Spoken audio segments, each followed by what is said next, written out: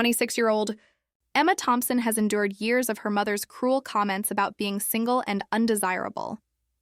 What her family doesn't know is that Emma has been secretly married to her college sweetheart, Jake, for 2 years. They chose to keep their marriage private to focus on their careers without family interference. But when her mother's humiliation reaches a breaking point during a family gathering, Emma decides it's time to reveal the truth in the most dramatic way possible. This story explores family dynamics, self-worth, and the power of standing up for yourself when those closest to you fail to see your value. My name is Emma Thompson, and for the past 2 years, I've been living the biggest lie of my life, but not the kind you might think. The autumn rain pelted against the windows of my childhood home in suburban Chicago as I sat at the familiar oak dining table, watching my mother, Patricia, arrange the Thanksgiving centerpiece with her usual obsessive precision. Every golden leaf had to be perfectly positioned, every candle exactly 2 inches apart. Control was her specialty, especially when it came to my life. "Emma, sweetheart," she said without looking up from her arrangement, her voice dripping with that particular tone of disappointment I'd grown so accustomed to. "Mrs. Henderson from next door was asking about you again. Her son David just got engaged to that lovely girl from his law firm." I took a slow sip of my coffee, feeling the familiar knot form in my stomach. "Here we go again." "That's nice for David," I replied evenly, though my fingers tightened around the ceramic mug. "You know, he's only 25, she continued, finally looking up at me with those pale blue eyes that had mastered the art of making me feel inadequate since childhood. "A year younger than you, and he's already settled down with a beautiful, successful woman. They're planning a spring wedding." My father, Robert, glanced up from his newspaper with that helpless expression he always wore during these conversations.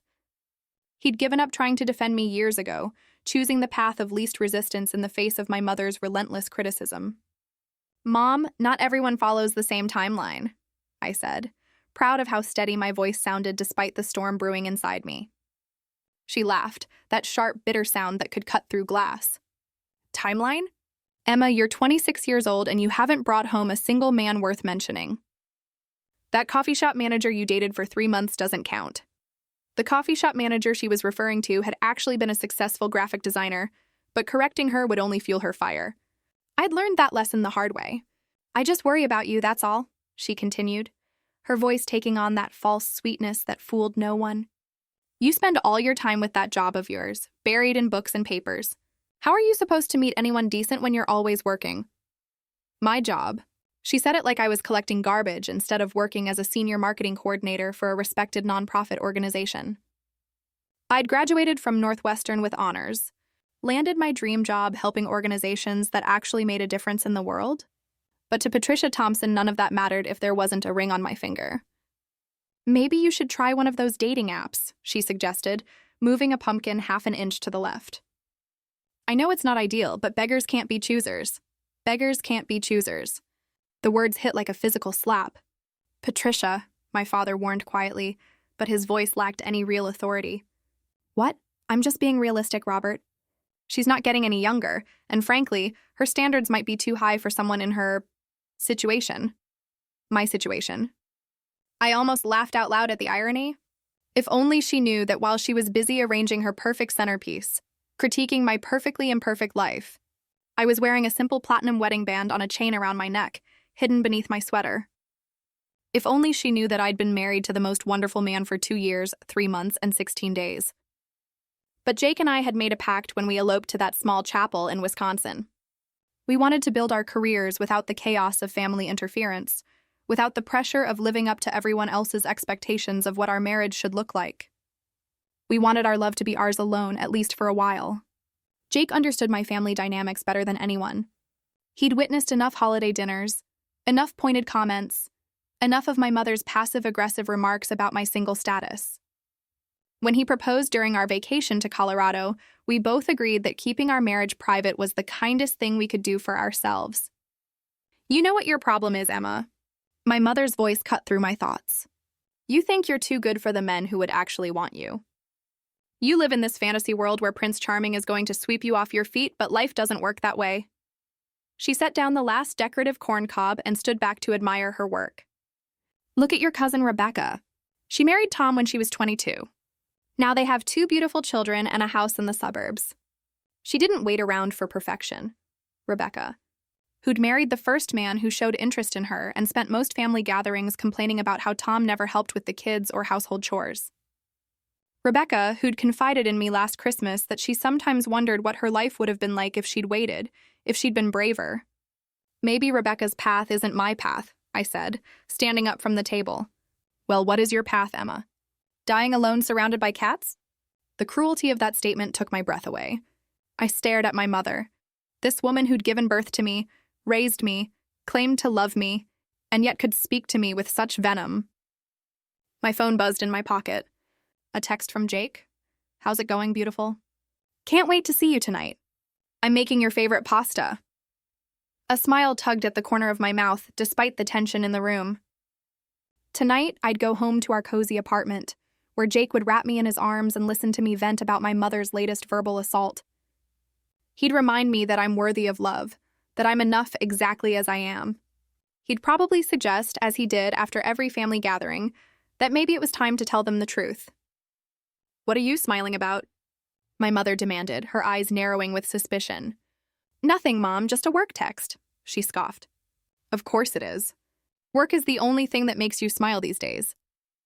If only she knew that work had nothing to do with my happiness. If only she knew that I'd found my soulmate at 23, that we'd been inseparable ever since, that we had the kind of love she'd only ever dreamed about in her own marriage. But looking at her now, seeing the genuine frustration in her eyes as she stared at her disappointing daughter, I realized something had shifted inside me. The pain was still there, but underneath it was something new, a quiet strength I'd been building for months. You see, dear viewers, I'd been documenting every comment, every criticism, every moment of humiliation. Not out of spite, but out of necessity. I needed to remember why I'd made the choice to keep my happiness private. I needed to remind myself that sometimes, protecting your peace means disappointing the people who claim to want the best for you. But as I stood there in that perfectly decorated dining room, listening to my mother's latest assessment of my failures, I felt something inside me reaching a breaking point. What would you do in my situation? Would you continue to protect your family's feelings while they trampled on yours? Would you keep living a lie to avoid confrontation? If you've ever felt invisible in your own family, if you've ever been made to feel like you're not enough just as you are, make sure you subscribe to this channel. You're going to want to see what happens next. Because what my mother didn't know was that Thanksgiving dinner was just 3 days away. And this year, I'd decided to bring a guest. The question was, would I have the courage to finally introduce them to the husband they never knew I had? The storm outside was getting stronger, but the storm inside our house was just beginning. The morning of Thanksgiving arrived with an unexpected warmth for November in Chicago, as if the universe was trying to give me a sign that today might actually be different. I stood in front of our bedroom mirror, adjusting my navy blue dress, the one Jake had bought me for our first anniversary. He was behind me, struggling with his tie, his reflection catching my eyes in the mirror. You don't have to do this, Em, he said softly, his warm brown eyes meeting mine. We can still cancel. Tell them you're sick. I turned to face him, reaching up to fix his tie properly. After 2 years of marriage, I knew exactly how he liked it. Not too tight, but perfectly straight. I can't keep running from this, Jake. She's getting worse. Jake's jaw tightened. He'd been there 3 weeks ago when my mother called me crying, begging me to come to dinner because she was worried about my mental state. The conversation had lasted an hour, with her listing all the reasons she thought I was depressed. Living alone, working too much, never bringing anyone home. The irony is killing me, I continued, smoothing down his shirt. She thinks I'm miserable and alone when I've never been happier in my life. Then tell her, he said, cupping my face in his hands. Today, right now. Call her and say, Mom, I'm bringing my husband to Thanksgiving dinner. I laughed despite my nerves. Can you imagine? She'd probably faint right into the turkey. Might be worth it just to see the look on her face. We'd had this conversation so many times over the past few months. Jake was endlessly patient, but I could see the toll it was taking on him too. It wasn't easy being married to someone whose family didn't know you existed. It wasn't fair that he had to sit at home during holidays while I pretended to be single. What if she hates you? I asked, voicing the fear that kept me awake some nights. Jake pulled me closer, his forehead touching mine. Emma Thompson Wilson, I married you, not your mother. Her opinion of me doesn't change how much I love you. Thompson Wilson. I'd hyphenated my name when we got married, but only Jake and the government knew. To everyone else, I was still just Emma Thompson, the perpetually single disappointment. My phone rang, interrupting the moment. Mom's name flashed on the screen. Emma, thank goodness you answered. Her voice was frantic. I need you to come early. Aunt Margaret is bringing her new boyfriend, and Uncle Steve is insisting on watching the football game during dinner, and I just burned the green bean casserole. Mom, slow down. It's only 10 in the morning. That's not the point. I need help, and you're the only one who actually shows up when I ask. I felt Jake's hand on my shoulder, steadying me. I'll be there by noon, I said. Alone, I assume. The question was loaded with that familiar disappointment. I looked at Jake, who was nodding encouragingly. This was it. The moment we'd been building toward for months. Actually, no. I'm bringing someone. Silence. Complete deafening silence. Someone? She finally asked, her voice carefully controlled. His name is Jake. You'll meet him today. Jake? Emma, you've never mentioned anyone named Jake. How long have you been seeing this person? Why haven't I heard about him? The questions came rapid fire, exactly as I'd expected. Jake squeezed my hand, giving me strength. We'll talk when I get there, Mom. I need to go. Emma Marie Thompson, don't you dare hang up on me. I want to know. I ended the call and immediately turned off my phone. How do you feel? Jake asked, searching my eyes. Terrified, liberated, nauseous, I laughed shakily, all at the same time. The drive to my parents' house felt both endless and too short. Jake drove while I fidgeted with my wedding ring, which I'd finally moved from the chain around my neck to my finger where it belonged. Tell me again why we kept this secret, I said as we pulled into my parents' driveway. Because we wanted to build something strong enough to withstand whatever came next, Jake reminded me. And we did. Look at us, Em. We survived 2 years of grad school, job changes, my father's heart attack, your promotion. We've built a life together that's ours. They can't take that away from us now. The front door opened before we even reached the porch. My mother stood there, her hair perfectly styled despite the morning chaos. Her eyes immediately zeroing in on Jake. Mom, I said, my voice stronger than I felt. This is Jake, my husband. I thought she might faint. I thought she might scream. I thought she might slam the door in our faces. Instead, she did something far worse. She laughed. It started as a small chuckle, then grew into full-blown laughter that made her double over, clutching the doorframe for support. Your husband? She gasped between laughs. Emma, sweetheart, I know you're embarrassed about being single, but you don't need to hire an actor to make me feel better. The words hit me like ice water. Beside me, I felt Jake stiffen. I'm not acting, ma'am, he said politely but firmly. I'm Jake Wilson, Emma's husband of 2 years. My mother's laughter died abruptly.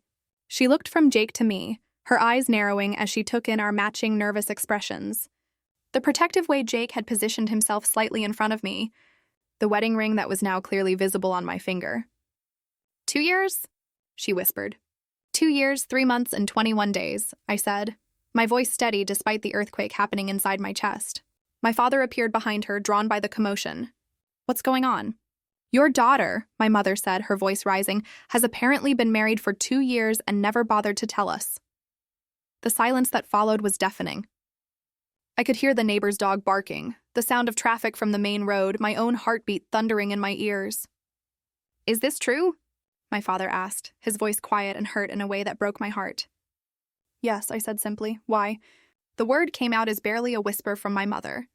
I looked at this woman who'd spent years making me feel inadequate, who'd criticized every choice I'd made, who'd convinced me that I was somehow flawed for not following her timeline. Because, I said, my voice growing stronger with each word, I needed to know that someone could love me exactly as I am. Without your interference, without your judgment, without your constant reminders that I'm not good enough. My mother stepped backward as if I'd slapped her. Emma, my father started, but I wasn't finished. For 2 years, I've come to every family gathering and listened to you tell me I'm too picky, too career-focused, too unrealistic. I've watched you set me up with men I had nothing in common with.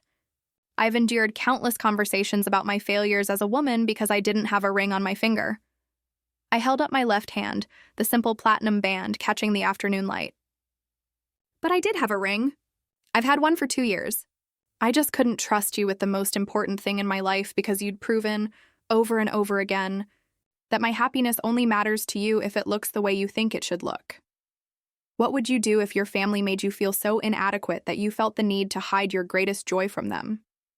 How would you handle years of criticism and judgment from the people who were supposed to love you unconditionally? If this story resonates with you, if you've ever felt like you had to hide your happiness to protect it from toxic family dynamics, please subscribe. You need to see what happened next. Because standing on that porch with my husband beside me and the truth finally out in the open, I realized the real confrontation was just beginning. And my mother's reaction to the truth would either heal our relationship forever or destroy it completely. The door was still open, but I had no idea if we'd be welcomed inside or asked to leave. What I did know was that I was done hiding, done apologizing for being happy, done pretending to be less than I was to make other people comfortable. The question was, would my family be strong enough to handle the truth? The silence stretched on for what felt like hours, but was probably only seconds. My mother stood frozen in the doorway, her face cycling through emotions I'd never seen before: shock, hurt, anger, and something that looked almost like recognition. 2 years, she repeated, as if saying it again might make it make sense. Patricia, let them in, my father said quietly, stepping around her. We're not having this conversation on the front porch. The house smelled like turkey and disappointment. The dining room table was set for 8. They'd been expecting me to come alone, as always. Jake squeezed my hand as we followed my parents into the living room, past the family photos that lined the hallway. Photos of graduations, vacations, celebrations, none of which included Jake, because he'd never existed in their version of my life. My mother finally found her voice. I don't understand, Emma. Why would you hide something like this? Marriage is supposed to be a celebration, a family event. We missed your wedding. There was no wedding to miss, I said, settling onto the couch with Jake beside me. We eloped, just the two of us and a justice of the peace. No wedding? My mother's voice cracked. Emma, I've been planning your wedding since you were 12 years old. I have a whole Pinterest board. That's exactly why we eloped, I interrupted, and I watched her face crumble. My father leaned forward in his recliner, his hands clasped together. Help me understand this, Emma. You felt like you couldn't include us in the most important day of your life? The hurt in his voice almost broke my resolve. Dad had always been the gentler parent, caught in the middle between my mother's strong opinions and my equally stubborn independence. Dad, do you remember my college graduation party? I asked. He nodded slowly. You and Mom spent the entire evening asking me when I was going to get serious about finding a husband. My graduation day, the day I'd worked 4 years for, and the only thing that mattered to you was my relationship status. That's not fair, my mother protested. We were proud of you. Were you? Because all I remember is you telling Mrs. Chen that you hoped I'd meet someone in graduate school because my career wouldn't matter if I didn't have a family to support me. Jake's hand tightened around mine. He'd heard these stories before, but witnessing the dynamic firsthand was different. We just wanted you to be happy, my mother said, tears gathering in her eyes. But only if my happiness looked the way you thought it should look, I replied. Only if it fit your timeline, your expectations, your definition of success. That's not true. Isn't it? I stood up, pacing to the window that looked out over the yard where I'd played as a child. Mom, 3 weeks ago you called me crying because you were convinced I was going to die alone. You said I was too picky, too career-focused, that I was wasting my life. I was worried about you. You were worried about your image, I said, turning back to face her. You were worried about what the neighbors would think, about having to explain why your daughter was still single at 26. My mother's face flushed red. That is absolutely not. Rebecca's wedding is next month, I continued. Your nephew David just got engaged. Mrs. Henderson's son is getting married in the spring. Every conversation we've had for the past year has been about other people's relationships and my lack of one. Because I love you, she said, her voice breaking. Because I want what's best for you. What's best for me, I said quietly, was falling in love with someone who sees me for who I actually am, not who he thinks I should become. Jake stood up beside me. Mrs. Thompson, I understand this is a shock. But I want you to know that I love your daughter more than I've ever loved anything in this world. She's brilliant, kind, funny, and stronger than she gives herself credit for. I've spent 2 years watching her light up when she talks about her work, her dreams, her family. Yes, even after difficult conversations with you. She still defends you because she loves you. My mother looked at Jake as if really seeing him for the first time. He was wearing his best suit, the one he'd worn to my company's awards dinner where I'd been recognized for outstanding achievement. His hair was perfectly styled, his posture confident but respectful. "What do you do for work?" she asked, and I almost laughed at how predictable she was. "I'm a software engineer for a medical device company," Jake replied. "We develop technology that helps doctors treat heart conditions." I watched my mother process this information, calculating whether it was impressive enough for her standards. "And you've been together for 4 years total, married for 2, Jake said. "We met in college, started dating junior year. We wanted to be established in our careers before we took the next step." "Established in your careers," my mother repeated slowly, and I could see the wheels turning. "Mom," I said, sitting back down, "Jake makes me happy. He supports my dreams, he challenges me to be better, he makes me laugh every single day. Isn't that what you want for me?" "Of course it is, but Emma, the secrecy was self-preservation," I said firmly. "I needed to know that our relationship could survive on its own merit before I exposed it to this." "This?" my father asked, and there was a warning in his voice. "Dad, you know what family gatherings are like. Every holiday becomes an interrogation about my personal life. Every conversation somehow circles back to my failures as a woman. I couldn't risk that happening to Jake." My mother was quiet for a long moment, staring at her hands. When she finally looked up, tears were streaming down her face. "Is that really how I make you feel?" she whispered. "Like a failure?" The raw vulnerability in her voice caught me off guard. For all her criticism and interference, I'd never considered that she might not realize the impact of her words. "Mom," I said softly, "every conversation we have about my life ends with you telling me what I'm doing wrong. How I should dress differently, date differently, prioritize differently. You've never asked me if I'm happy. You've only focused on whether my choices meet your approval." I thought I was helping. I thought I was guiding you. By telling me I'm too picky? By suggesting I lower my standards? By making me feel like something is fundamentally wrong with me because I'm not married by 25? She covered her face with her hands, her shoulders shaking. "I'm so sorry, Emma. I didn't realize." My father reached over and put his hand on her shoulder. "Patricia, maybe we should listen to what Emma is trying to tell us." "I'm trying to tell you," I said, "that I found someone incredible. Someone who loves me exactly as I am, flaws and all. Someone who thinks my career is important, who celebrates my successes, who doesn't try to change me or fix me or improve me." I looked at Jake, this man who'd stood by me through 2 years of secret holidays, who'd never once made me feel guilty for protecting our relationship from my family's dysfunction. "I'm trying to tell you that I'm happy. Genuinely, completely happy. But I was so afraid you'd ruin it that I hid it from you." The words hung in the air like a challenge. My mother finally looked up, her makeup ruined, her perfect composure shattered. "What can I do?" she asked simply. "How do I fix this?"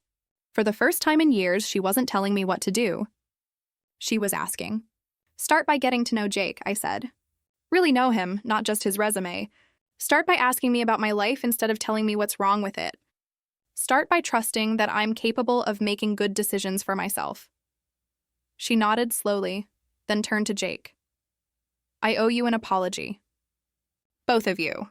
And I would very much like to get to know the man my daughter chose to marry." Jake smiled, that warm, genuine smile that had made me fall in love with him in the first place. "I'd like that too, Mrs. Thompson, and maybe you could tell me about Emma as a little girl. I'd love to hear those stories." Over the next 3 hours, something magical happened. My mother, freed from her role as critic and advisor, became simply a woman getting to know her son-in-law. She showed Jake my baby photos, told embarrassing childhood stories, and slowly began to see our relationship through the lens of love rather than judgment. By the time we sat down for dinner, Jake was helping Dad carve the turkey while Mom asked me about our apartment, our plans, our dreams, questions she'd never thought to ask before. "Emma," she said as we cleared the dessert plates, "I want you to know something. Seeing you today, seeing how Jake looks at you, how you light up when you talk to him. You're right. You are happy. And I'm sorry it took me so long to see that." As Jake and I drove home that evening, hands intertwined, wedding rings catching the streetlight, I felt something I hadn't felt in years. Peace. How do you feel? Jake asked, the same question he'd asked that morning. Like I can finally breathe, I said. Like I don't have to choose between my family and my happiness anymore. And your mom? I smiled, thinking about the woman who'd hugged Jake goodbye and whispered, "Take care of my daughter," in his ear. My mom is learning that love comes in many forms, and sometimes the best thing she can do for her daughter is trust her to know what makes her happy. If you've ever had to choose between family approval and personal happiness, if you've ever felt like you had to hide your joy to protect it, remember this. You deserve to be celebrated for who you are, not criticized for who you're not. Sometimes the people who love us most need to be taught how to love us better. And sometimes the most radical act of self-love is refusing to shrink yourself to fit into someone else's expectations. Subscribe if this story touched your heart, and remember, your happiness doesn't need anyone else's permission to be valid. The truth, as they say, really can set you free, even when, especially when, it's messy, complicated, and long overdue.